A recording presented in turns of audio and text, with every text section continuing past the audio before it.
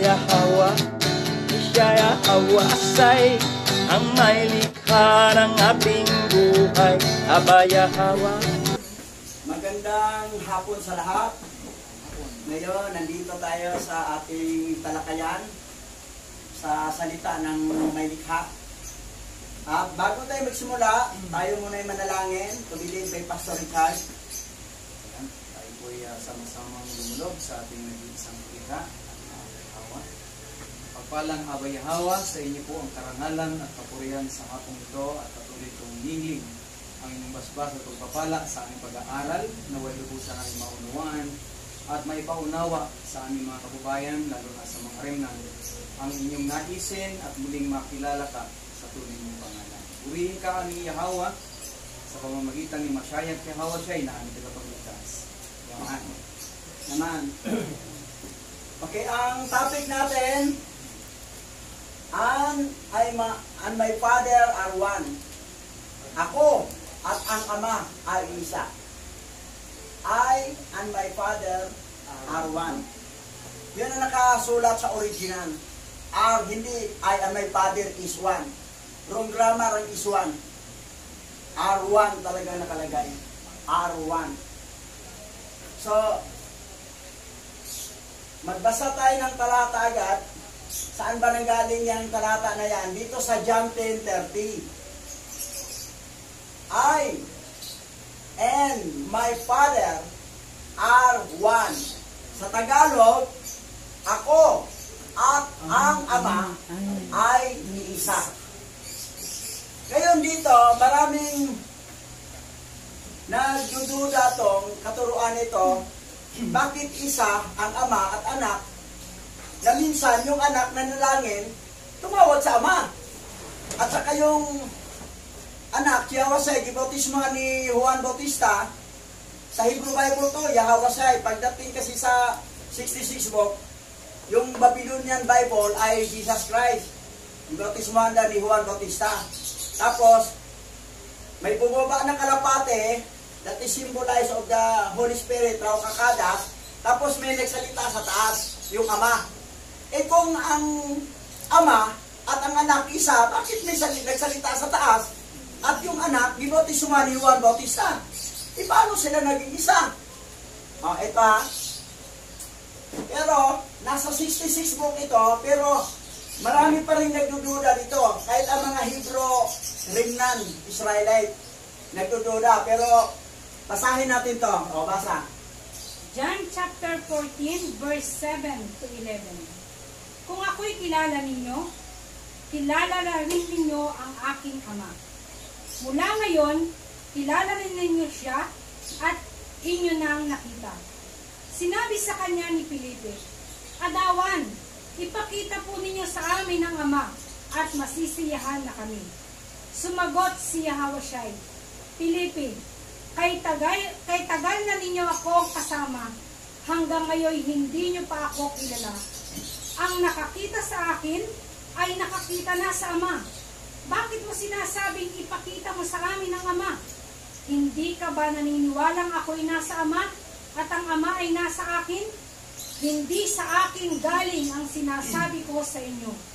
Ngunit ang Ama na nasa akin, ang siyang gumaganap ng kanyang gawain. Maniwala kayo sa akin.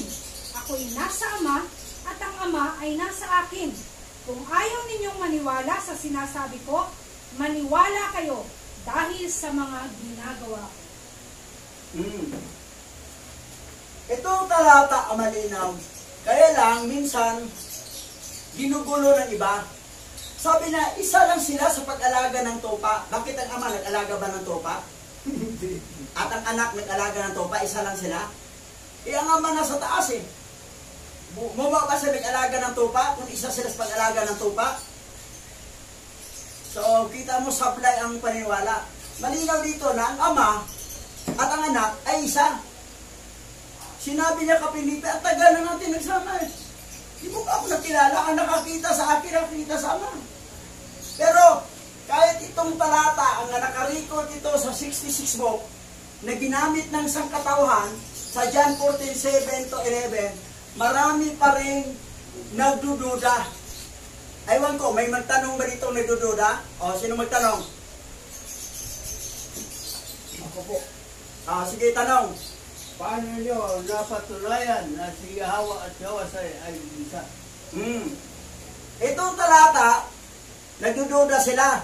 Yung nagtanong sa atin ngayon, nagdududa rin. Katulad ng ibang mga kaibigan ko, mga remnant Hebrew Israelite, nagdududa rin sila. Yung mga ibang kaibigan ko, mga pastor, bishop sa, nagdududa. Pero mayroon namang hindi nagdududa. Pero patunay. Kayong nanood sa YouTube channel, magpapatunay tayo. Hindi pinasok sa 66 Bible. Pero patunayan natin. Dito sa unang aklat ni Adan at Eva. Basa. Unang aklat ni Adan at Eva, Kabanata 14, verse 1 to 6. Pagkatapos ay sinabi ni Adan sa Alahayam, O Yahweh, kunin mo ang aking kaluluwa, at huwag mo na akong hayaang makita pa ang kadiliman na ito, o dalhin mo ako sa isang lugar kung saan walang kadiliman. Ngunit sinabi ni Alahayam na Yahweh kay Adan, katotohanang sinasabi ko sa iyo, ang kadilimang ito ay lilipas mula sa iyo sa bawat araw na aking itinakda para sa iyo, hanggang sa matupad ang aking tipan, kung kailan ililigtas kita at ibabalik kitang muli sa halamanan, sa tahanan ng liwanag na iyong hinahanap-hanap, kung saan walang kadiliman. Dadalhin kita doon sa kaharian ng langit. Muling sinabi ni Alahayam kay Adan, ang lahat ng paghihirap na ito na ginawa mo sa iyong sarili dahil sa iyong pagsalangsang ay hindi magpapalaya sa iyo mula sa kamay ni Satanas at hindi ka ililigtas. Ngunit gagawin ko kapag ako ay bumaba mula sa langit at ako ay magiging laman ng iyong mga kaapu-apuhan at dalhin sa aking sarili ang kahinaan na iyong dinaranas. Kung magkagayoy, ang kadiliman na darating sa iyo sa yungib na ito ay sasapit sa akin sa libingan kapag ako ay nasa laman ng iyong mga inako. At ako na walang mga taon ay magpapasakop sa pagbilang ng mga taon, ng mga panahon, ng mga buwan, at ng mga araw. At ako ay ibibilang na isa sa mga anak ng tao upang iligtas kayo. At ang Alahayam ay tumigil sa pakikipag-usap kay Adan. Okay, si Pastor Richard magpaliwanag dyan. Okay, Pastor. Ayan. Patunayan mo. So, nabasa na natin yung sinabi ni Adan. At ito talaga yung proof na ang magkakatawang tao ay walang iba kundi ang lumikha. Dahil walang ibang pwedeng mag-alis at magligtas sa kay Adan sa pagkakasala niya na ginawa ni Satanas na panlilin lang sa kanilang dalawa ni Eva, kundi ang Creator lang. So hindi natin pwedeng sabihin na hindi ito totoo. Dahil si Abba Yahweh mismo ang nagsabi kung ano ang kanyang gagawin. Bababa siya dito sa lupa. Pagkatapos siya ng mga walang taon, ay sa ilalim sa mga taon, at bibilang siya sa mga pagbilang din ng mga panahon. So nakita natin kung paano nangyari lahat ng ito. Ang nais ni Satanas ay lilaningin ang salibutan at hindi ito matagpuan. So yan ang nangyari, tinago po yan nila. Kaya hindi na po natin talaga nabasa yan. At nung kanila itong tinago, pinabulaanan at ginawa nila ng kwento na ito ay hindi biblical. Yan po yung pangyayari na yan. At marami sa atin, ang ipinakilala lang na Bible ay 66. Pero ang original Paleo-Hebrew ay 777 books. So, yan po ang katotohanan. Si Abba Yahweh ang may kapangyarihan para iligtas si Adan sa kanyang pagkakasala na nagawa sa harapan ng ating Yahweh. So, siya din ang may kapangyarihan gawin ang kanyang pamamaraan para iligtas ang kanyang mga iligtas. Yan. So, sa verse po natin binasa, malinaw po hindi naman po na pwede pang ulit-ulitin basahin. So, kailangan lamang po natin tanggapin ang paraan ng ating mailitan. So, yun lang po. Ito sunod. O, basa. Unang aklat ni Adan at Eva, Kabanata 24, verse 4 to 6. Pagkatapos ay dumating ang salita ni Alahayam kay Adan at sinabi sa kanya, O Adan, kung paanong ibinubuo mo ang iyong dugo, gayon din, ibububo ko ang aking sariling dugo kapag ako ay naging laman ng iyong mga inapo. At kung paanong ikaw ay namatay, O Adan, gayon din, mamamatay din ako. At kung paanong ikaw ay nagtayo ng isang dambana, gayon din naman ako, gagawa para sa iyo ng isang dambana sa ibabaw ng lupa. At kung paanong inialay mo ang iyong dugo sa ibabaw niyon, ay gayon ko ihahandog ang aking dugo sa ibabaw ng isang dambana sa ibabaw ng lupa. At kung paanong ikaw ay humingi ng kapatawaran sa pamamagitan ng dugong iyon, gayon din naman, gagawin ko ang aking dugo na kapatawaran ng mga kasalanan at buburahin ko ang mga pagsalangsang dito. At ngayon, Masdan, aking tinanggap ang iyong handog, O Adan, ngunit ang mga araw ng tipan, kung saan iginapos kita, ay hindi natupad. Kapag natupad na, ibabalik kita sa hardin. Itong eksena na itong aklat na ito, ang nangyari nito, si Adan at si Eva ay tumalon sa bangin. Dahil naiba kasing mundo na nila eh. Doon sa Garden of Eden, walang gabi. Puro araw lahat. Hindi sila nagugutom, hindi sila nauhaw, pero pwede sila kumain ng mga prutas. Maliban lang sa isang prutas sa gitna na pinagbabawal. Ngayong napalaya sila, nasa labas na sila ng Garden of Eden, may gabi na. At nagugutom na sila. Ang ginawa ni Adan ni Eva, tumalon sila sa bangin. At nangyari, namatay. Namatay si Adan si Eva. Binuhay ni Aba Yahawa. Yun, sinabi rito, pagkatapos ay dumating salita ni Alahayam kay Adan. Eto na. At sinabi sa kanya, O Adan, kung paano binubuo mo ang iyong dugo. Kasi namatay siya eh. Gayon din, ibubuo ko ang aking dugo, ang aking sariling dugo, upang ako ay maging laman ng inyong mga inapo. So, sinabi ni Yahawa, Alahayam, kung si Adan ay nagbubuo ng dugo sa pamagitan yung namatay siya, at si Eva, magbubuo rin siya ng dugo. Anong purpose? Kung paano ikaw ay namatay, O Adan, gayon din, mamamatay din ako. At kung paano ikaw ay nagtayo ng isang dambana, gayon din naman ako gagawa para sa iyo ng isang dambana sa ibabaw ng lupa. Si Yahawa mismo nagsabi dito At kung paano inaalay mo ang iyong dugo sa ibabaw ni Yaon, ay gayon ko ihahandog ang aking dugo sa ibabaw ng isang dambana sa ibabaw ng lupa. Si Yahawa yan Alahayam. Mamatay din siya. So, yung nagkatawang tao siya na mamatay, siya na si Yahawa siya. Si Yahawa siya at saka si Yahawa ay isa lang. Ngayon, ano sabi pa rito sa verse 5? At kung paano ikaw ay humingi ng kapatawaran sa pamagitan ng dugong yaon, gayon din naman, gagawin ko ang aking dugo. Gagawin ko aking dugo sa kapatawaran ng mga kasalanan at buburahin ko ang mga pagsalangsang dito.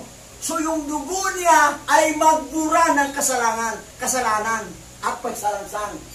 At ngayon, Masdan, aking tinanggap ang iyong handog, O Adan, ngunit ang mga araw ng tipan kung saan iginagapos kita ay hindi matupad. Kapag matupad na, ibabalik kita sa hardin. Promise po ni Aba Yahawa na kailangan magkatawang tao siya, magkaroon siya ng dugo para ibuhos ang dugo. para sa kapatawaran ng kasalanan. So yung Yahweh siya, yung nagbuhos ng dugo, siya po si Yahweh. Ang linaw na isa, hindi ito pinasok sa 66 book para maging ignorante ang tao. At dito maguguluhan. Ngayon, ito, basa. Unang aklat ni Adan at Eva, Kabanata 41, verse 1 to 13. Noon ang salita ni Alahayam ay dumating at sinabi, O Adan, sino ang nagpayo sa iyo nang ikaw ay lumabas sa yungib na pumunta sa lugar na ito? At sinabi ni Adan kay Alahayam, O Yahweh, naparito kami sa lugar na ito dahil sa init ng apoy na dumating sa amin sa loob ng yungib. Pagkatapos ay sinabi ni Yahweh Alahayam kay Adan, O Adan, kinatatakutan mo ang init ng apoy sa isang gabi? Ngunit paano ito kapag ikaw ay naninirahan sa impyerno? Gayunpaman, O Adan, huwag kang matakot. Isabihin sa iyong puso na aking inilatag ang batong ito bilang panakip sa iyo upang lagyan ka nito. Nagmula ito kay Satanas na nangako sa inyo na maging alahayam at kamahalan. Siyang naghagis ng mga batong ito upang patayin ka at si Eva na kasama mo, at sa gayon ay pigilan kayong mabuhay sa lupa. Ngunit sa awa para sa inyo, kung paano ang batong iyon ay bumagsak sa inyo, inuutos ko itong mabuo ng isang simbolyo sa ibabaw ninyo, at sa mga batong ito ay nasa ilalim kayo. At ang tandang ito, O Adan, mangyayari sa akin, sa aking pagparito sa lupa. Ibabangon ni Satanas ang bayan ng Hudyo upang ako'y patayin, at ilalagay nila ako sa isang bato, at tatatakan nila ako ng isang malaking bato, at mananatili ako sa loob ng batong iyon ng 3 araw at 3 gabi.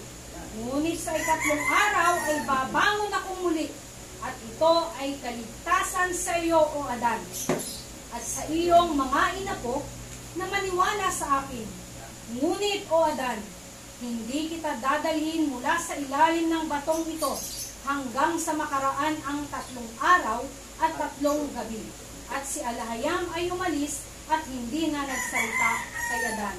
Ngunit si Adan at si Eva ay nanatili sa ilalim ng bato ng 3 araw at 3 gabi, gaya ng sinabi ni Alahayam sa kanila. At gayon ang ginawa ni Alahayam sa kanila, sapagkat sila'y umalis sa kanilang yungib at naparoon sa lugar ng walang utos ni Alahayam. Ngunit pagkaraan ng 3 araw at 3 gabi, binuksan ni Alahayam ang bato at inilabas sila mula sa ilalim nito. Ang kanilang laman ay natuyo, at ang kanilang mga mata at ang kanilang mga puso ay nabagabag sa pag-iyak at kalungkutan. Sobrang linaw ha, pero ayuan ko to para kasi kayong nanonood sa YouTube channel para maintindihan nyo, kasi nakita ko marami talagang taong hindi pa nakaintindi dito. Ang akala nila iba si Yahweh, iba rin si Yahweh siya. Kumbaga sa Bible ng Babylon, iba daw si Jesus Christ, iba daw si Yahweh. Magkaiba daw sila. O si Jehovah namang iba. Magkaiba daw, hindi daw isa. Kasi kung isa lang, tumawag naman ang anak na nalangin o ama. Paano sa nag-isa? Pati iba, nagtawanan pa iba. Sabi ko, hindi kasi ninyo ito nabasa. Ngayon, binabasa namin para maintindihan nyo. Kasi hindi ito sinali sa 66 book.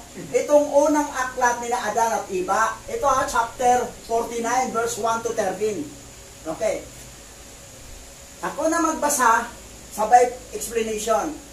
Sa verse 1, noon ang salita ni Alahayam ay dumating at sinabi, O Adam, sino ang nagpayo sa inyo nang ikaw ay lumabas sa yungib at pupunta sa lugar na ito? Nagtanong na, bakit kayo napunta rito? Sino nagpayo sa inyo? At sinabi ni Adan kay Alahayam, O Yahweh. Yahweh ha? Hindi yan Yahweh, hindi Jehovah. Alahayam ha, hindi Elohim. Hindi God. Original tayo ha, original. Bible. Hebrew Bible. Naparito kami sa lugar na ito dahil sa init ng apoy na dumating sa amin sa loob ng lungib. Kasi sa lungib sila nakatira sa cave. Sa Bisaya pa, sa langog. Doon sila nakatira. Wala namang electric pa nung panahon na yun. Ngayon, verse 4. Pagkatapos ay sinabi ni Yahweh alahayam kay Adan, O Adan, kinakatakutan mo ang init ng apoy sa isang gabi? Ngunit paano ito kapag ikaw ay manirahan sa impyerno? Forever ang apoy sa impyerno. Sinabi na, natakot ka sa init sa isang gabi lang? Paano sa impyerno ka na makatira? Verse 5. Gayon pa man, O Adan, huwag kang matakot ni sabihin sa inyong puso na aking inilapad ang batong ito bilang panakip sa iyo upang lagyan ka nito. Nagmula ito kay Satanas na nangako sa inyo na maging alahayam at kamahalan. Pinangakuan para kumain lang sa pinagbabawal kasi maging alahayam ka, maging majesty ka. Siya ang naghagis sa mga batong ito upang patayin ka at si iba na kasama mo. At sa gayon ay pigilan kayong mabuhay sa lupa. Gusto ni Satanas mamatay siya at si iba. Yan. Pinag-iisang siya nagbato. Di sa labas na natulog eh. Ngunit sa awa para sa inyo, kung paanong ang batong iyon ay bumagsak sa inyo, inuutos ko itong mabuo ng isang simboryo sa ibabaw ninyo. Ano yung simboryo? Doom. Another word, mosquitero. Parang nasa loob sila, yung batong hinahagis ni Satanas, ginawang doom, ginawang simboryo, ginawang mosquitero, nasa loob sila. Para pag maghagis pa, hindi na papatago sa kanila. Kasi ang batong hinahagis ay naging mosquitero o simboryo o dome sa English.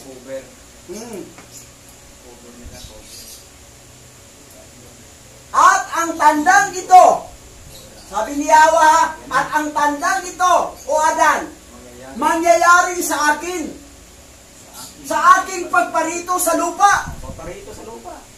Sino yung magparito sa lupa? Si Abay Yahweh. Alahayam. Siya yun. Ano na pangalan niya sa lupa? Yahweh siya.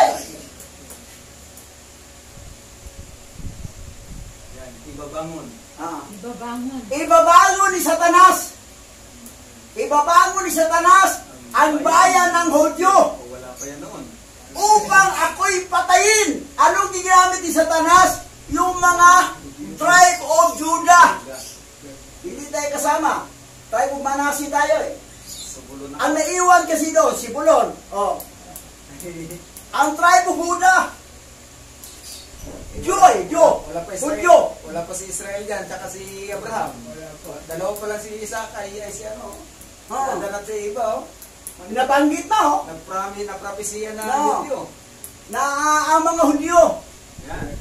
Upang ako'y patayin at ilalagay nila ako sa isang bato. Sino ilalagay? Si Yahweh. Nga naging Yahweh say, at tatakpan nila ako ang isang malaking bato at manatili ako sa loob ng batong iyon ng 3 araw at 3 gabi. 3 days and 3 nights. Nandoon si Yahweh, nga naging Yahweh siya. Papatayin siya. Sino magpatay niya? Mga Hudyo, mga tribe of Judah. Yan. Pero mo ha?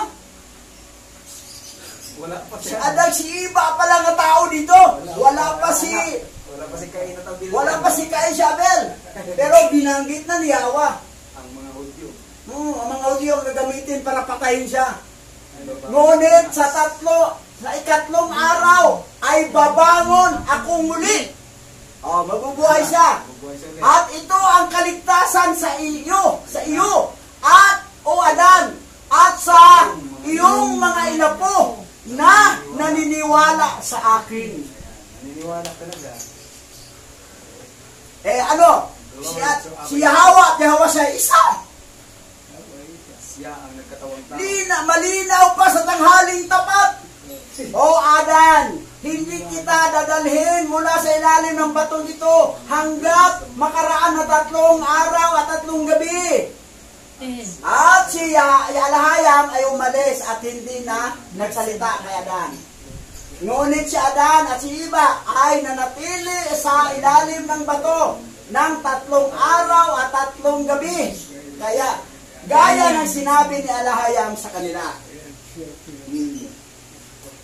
Verse 12, sa gayon ang ginawa ni Alahayam sa kanila, sapagkat sila'y umalis sa kanilang iungit at naparoon sa lugar ng walang utos ni Alahayam. That's why na tayo hindi tayo gagawa ng sarili nating plano. Kailangan igaan natin sa prayer, Aba Yahweh, itong mga gagawin ko, ito ba'y kagustuhan mo o hindi? Ano nangyari? Wala silang paalam. Hindi sila nagsabi kay Alahayam, Aba Yahweh, Alahayam, punta kami doon sa init dito.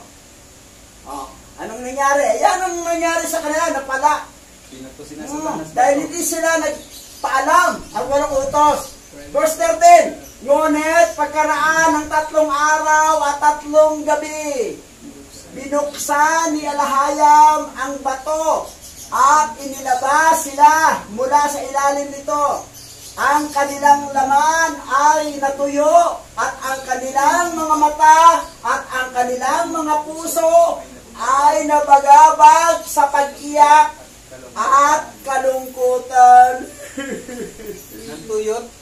3 araw at 3 gabi. 3 days and 3 nights, walang kain yan, walang inom tubig. Post fasting. Fasting talaga, post fasting.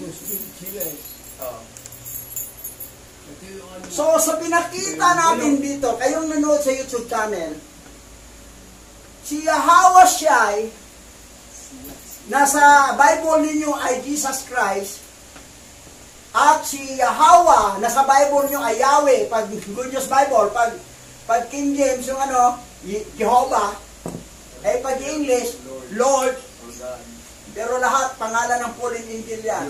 Ngayon, ito na lang, yung amag-anak. Magkaiba ba? Isa lang. Dahil yung nagkatawang tao siya yon, ang ama, nagkatawang tao. Bilang anak, siyempre, tuturuan ng example ang mga tao, mga apostoles, tumawag sa ama. Hindi yung para sa kanya, kundi ipapakita na yung mga apostoles marunong rin tumawag sa ama. Diba sinabi niya na, sinabi ko hindi para sa akin, kundi para sa inyo. Na ama, ama. Para ang mga apostoles, ama, ama. Para ang mga nambala, ama. Pero hindi ibig sabihin na iba siya, dahil malinaw yung sinabi na, Pilipi, ang tagal natin kasama. Hindi mo ba alam na ang nakakita sa akin, nakakita sa ama? Kailangan mo pang sabihin, ipakita kung sa iyo naman. Ngayon, basa. Galatia chapter 3 verse 13. Tinubos tayo ni Mashiach mula sa sumpa ng Torah dahil isinumpa ni Alahayam ang nakabitin sa punong kahoy. Si Mashiach Yahweh Shai redeem us from the curse of the Torah. Because Alahayam cursed the one who hung on a tree. Si Alahayam nga nagkatawang tao si Yahweh ay nakabitin sa punong kahoy. May tanong ba kayo dyan? Opo, may tanong. Di ba si Yahweh Shai ay namatay na nakapako sa krus? Mabasa yan sa corrupted Bible, sa Babylonian Bible. Pero kung basahin mo ang Hebrew Bible, ito Hebrew, ang nakalagay ay nakabitin sa punong kahoy. Ang on a tree. Hang on the tree. Revelation 3:13. Yan. Ito yun. Yahweh Shai. was nailed, hanging on the tree. Hindi sa cross. Bakit? Bakit gusto nilang baguhin, gawin nilang cross ang punong kahoy? Kasi ganito, may masamang planak sila. O, pakibasa mo na dito. Hebrews chapter 13 verse 11 to 12. Ang dugo ng mga hayop ay dinadala ng pinakapunong pari sa dakong kabanal-banalan upang ialay bilang handog dahil sa kasalanan. Ngunit ang katawan ng mga hayop ay sinusunog sa labas ng bayan. Gayon din naman, namatay si Yahawasyai sa labas ng bayan upang linisin niya ang tao sa kanilang kasalanan sa pamamagitan ng kanyang dugo. Original Hebrew to. Di-translate ko. English and Tagalog. Yahawasyai nakalagay, hindi Jesus Christ. Ay namatay siya sa labas ng bayan. At anong ginawa? Yung dugo niya ay tayo ay linisin sa ating kasalanan. Yahawasyai hung on the tree. Basa ulit. Hebrews chapter 9 verse 12. Isang beses lang pumasok si Mashiach sa dakong kabanal-banalan. At sapat na iyon. Hindi siya nag-alay ng dugo ng mga kambing at mga guya, kundi ang kanyang sariling dugo upang tayo ay magkaroon ng walang hanggang katubusan. We might have eternal redemption. Yung isang handog lang niya ay nakamit natin ang walang hanggang katubusan. Hindi katubusan, isang taon lang, isang buwan lang. Dahil ang ginawa ng sa hayop ay paghandog ka, sa sunod naman maghandog ka uli. So, kailangan na marami kang tupa, marami kang kambing, marami kang baka. Kung wala ka doon, ginawa ni Yahawasyai yan para hindi na tayo pahirapan. Siya na mismo ang handog. Yahawasyai ang nakalagay, hindi Jesus Christ. Masa. Hebrews chapter 10 verse 14. Sa makatuwid, sa pamamagitan ng isang handog, ay kanyang ginawang ganap magpakailanman, yaong mga pinapaging banal. Sa English, for by one offering, He has perfected forever those who are being sanctified. Perfect, past tense, perfected forever. Sinong gumawa dyan? Yahawasyai. Ngayon kung ang paniwala mo Jesus Christ, ay hindi yan, mali yan, hindi yan siya. Paano ka maligtas? Na ang kanyang paniwalaan hindi siya. Hindi ang tunay, kundi ang pike. Bibili ka ng piking money, doon sa tindahan. Malaman na pike yung pera mo. Makabili. Pagkulong ka pa. Kailangan tunay. Ang tunay, Yahawasyai. Ito pa. Ngayon, ito na yun, ha? Sa paniniwala ng mga born again Messianic, Yahawasyai ang pangalan, hung on a tree. Pero sa mga born again Christian, naniwala sila, that is the belief of born again Christian, ay nakapako sa cross. Kagaya ng tanong mo. The crucifixion of Christ. Cross. Bakit gusto nila ang cross? Na ang reality kung pangyari, hindi naman cross sa puno. Kahit sa 66 na Bible, na aklat, mayroon din nakalagay doon na sa puno, sa kahoy, hindi sa cross. Ang iba naman binago. Hindi nila totally na nabago nila lahat. May naiwan pa na sa puno talaga siya namatay. Nakabiti sa puno. Ngayon, bakit pinipilit nila itong cross? Kasi may masama silang bala. Kasi ang cross kasi, symbolic ng fallen angel. O, diba? Ito dito, pakpak. Ito ulo. Ito katawan. Pag once ang simbahan mo, may cross, kahit walang tao yan, may cross, you are worshiping fallen angel. Fallen angel po ang cross. Symbolic. Linglang ang tao. Hindi naman ang Savior natin, ang pangalan nyo, Jesus Christ, ang pinangalan nyo, sa amin, Yahweh Shai. Hindi siya napako sa cross, kasi ang cross, wala sa katotohanan niyan. Dahil sinabi ni Nicodemo, sinabi niya sa mga Hudyo kasi ang nagpakana na ipapatay siya eh. Dahil sinabi naman niya doon, sa Hudyo siya ipapatay. Hatulan ninyo siya ayon sa inyong batas. Ano ba ang death penalty ng Israel? Babatuhin hanggang matay. Pangalawa, ibitin sa punong kahoy. Ang hatol ni Yahweh Shai ay death penalty of Israel. Hindi death penalty of Rome. Kasi kung sa Roma, nakapako sa cross. Hindi na sa Roma dahil sinabi ni Poncio Pilato na hatulan ninyo sila sa kamatayan ayon sa inyong batas. Kumuha siya ng tubig, maghunaw, nagpuna siya, wala siyang panagutan. Nakita nila na walang kasalanan. Pero ang mga Hudyo talaga, that's why kita mo mga Hudyo, nakaptip sila sa Afrika. Bininta sila sa Atlantic Slave. yung sa Atlantic Trade. Bininta sila sa stock market. Yan ang palo ng mga tribe of Judah, pasaway.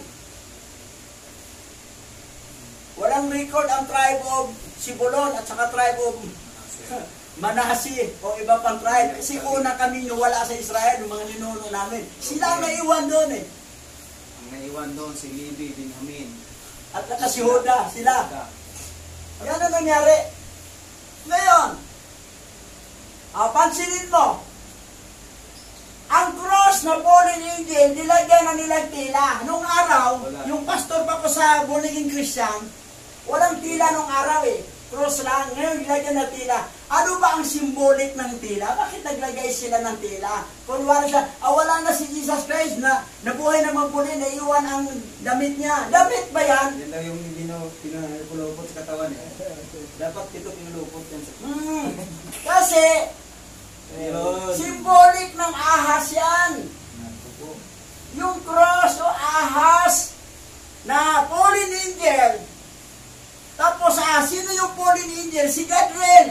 Kasi si Gadriel yung pumasok sa ahas, nga nalinglang si Adag Siba. Ibig sabihin, itong fallen angel na cross, si Gadriel yan. Tapos, may ahas kasi siya ang pumasok sa ahas. Walang ibang fallen angel pumasok sa ahas, si Gadriel lang. Si Deacon Asbel, pinimili kasadya, hindi. Doon sila kinulong sila sa Ilog Euphrates. Pag natuyo ng Ilog Euphrates, lalabas silang 4. At sila ang matrigel ng Third World War. Sursula nila mga hari, sige, gira kayo. O sige, gagamit kayo ng ika, sige, banatan kayo. Paputok nyo nuclear weapon. Yan, Third World War. Sino pa ka na? Yung 4 na fallen angel, na mga 4 na Lucifer, si Deacon Asbel, pinimoy kasadya. Kasi ito si Gabriel, binagsak siya sa bottom list na isang taong bagsak. Paglabas niya, pinatay niya ang 2 witness. Panghatian ng 7 years tribulation. Yan. Ngayon, ito, simbahan to ng Born-Again Christian, ayan, may cross, may tila, tingnan mo. Ano yon?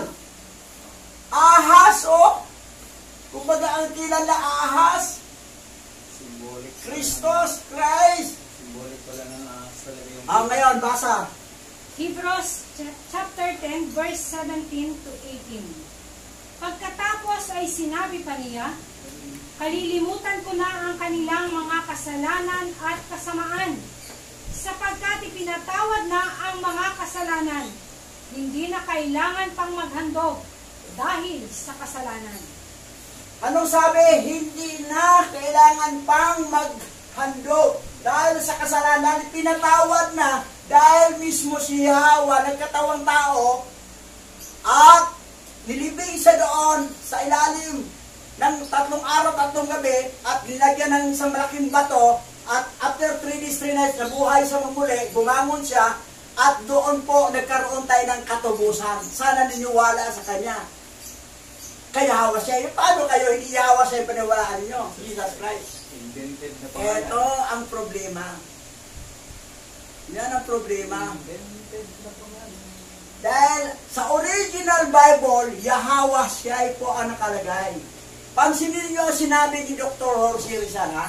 Hindi kayo makarating sa paruroonan kung hindi kayo lumingon sa pinanggalingan.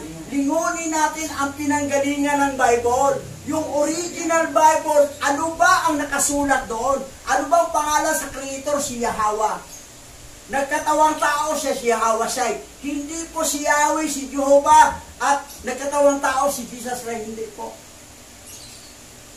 Pag hindi kayo lumingon sa original, sabihin nyo, bakit tayo mag-Hebrew? Hindi naman tayo Hebrew. Hebrew nga ang original, kailangan original ang lingunin natin. Sabi niya, hindi naman ko nakaintindi Hebrew. Ano hindi? High-tech na ngayon, may Google Translator. Ang Hebrew, pwede mo mai-translate ng Tagalog, English. Kahit anong lingwahe, mai-translate. That's why nabubulgar nga ang kalukuhan ng Vatican, ng canon law. Dahil sa Google Translator. Yan po. Ngayon, hindi na kailangan maghandog. Ngayon, hindi ba naman mga kapatiran natin naghandog pa? Yan, naghandog pa sila. Kino-comment yan ngayon. Comment yan. Naghandog pa sila. Kung maghandog kayo, hindi rin nyo matupad kasi kailangan na marami kayong tupa, kambing at saka baka.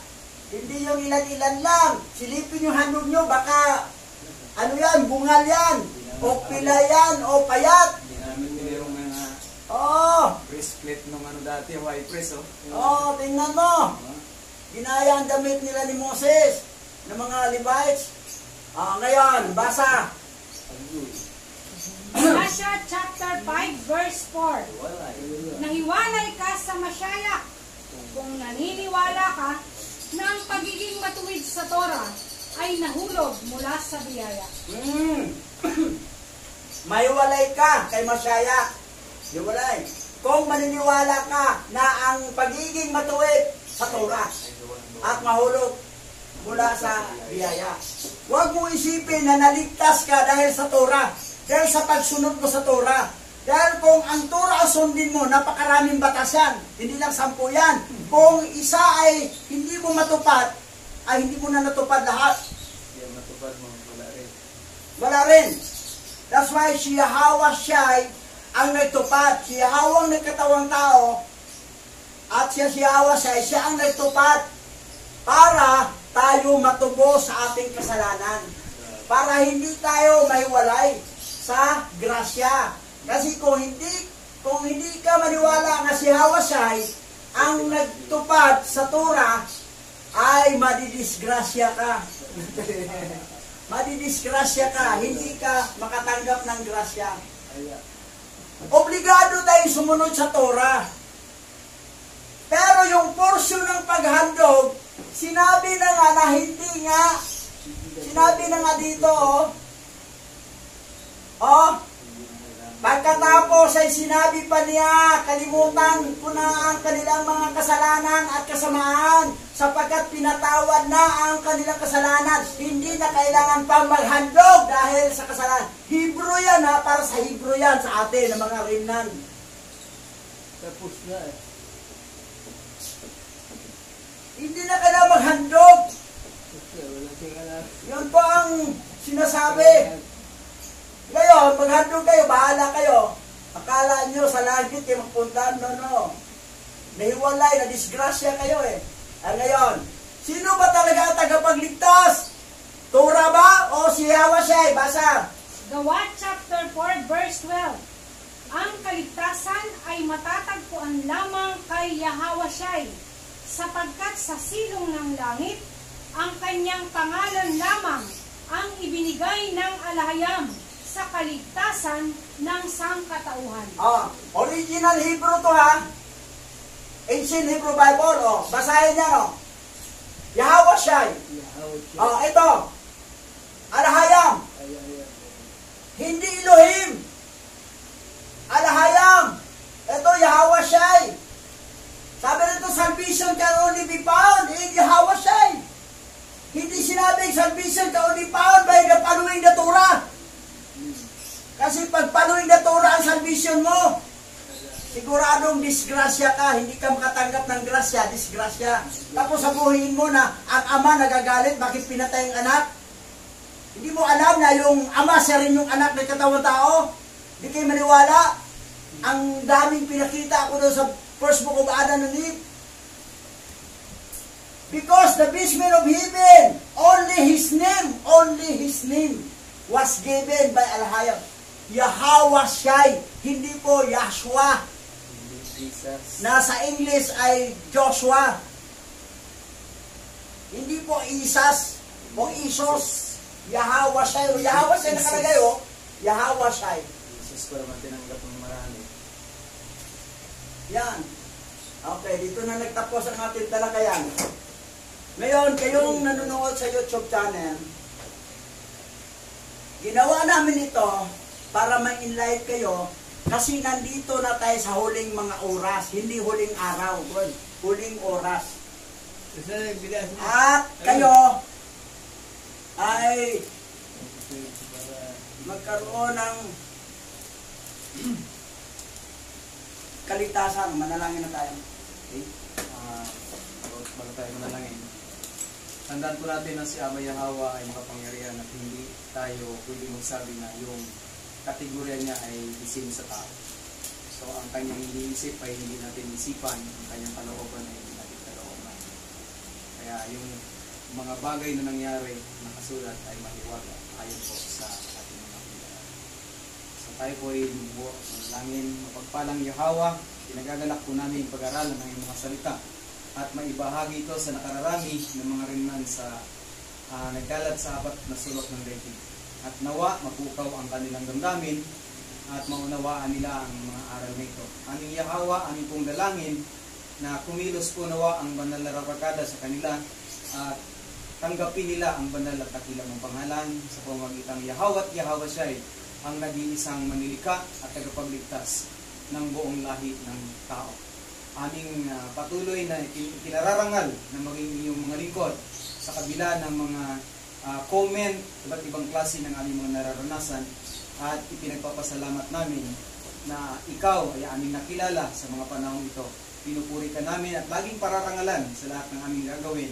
Niluluwalhati ka namin sa pamagitan ng mga aral na ito at ng aming bishop. Purihin ka aming Yahweh, aming tunay na alahayam sa pamamagitan ni Mashiach Yahweh Shai. Yaman.